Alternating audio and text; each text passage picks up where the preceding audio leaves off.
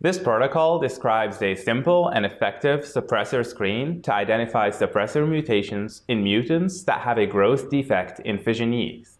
Traditional mutagenesis methods use toxic chemicals or UV that can generate multiple mutations in a cell. Conversely, this protocol can enrich a single suppressor mutant in individual cells without using mutation-inducing methods.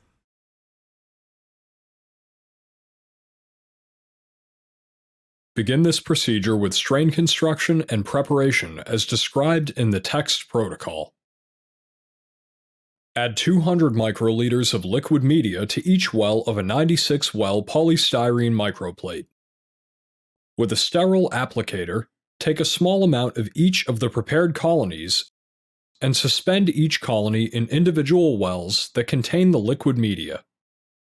Include a blank well for every row on the plate containing 200 microliters of the same media.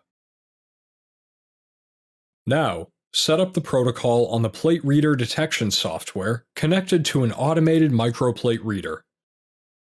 Set the temperature at 30 degrees Celsius and set a kinetic program for 24 hours with reading frequency of 2 minutes. This results in 721 total reads over a 24-hour period per well. Set the shaking to continuous fast orbital shaking.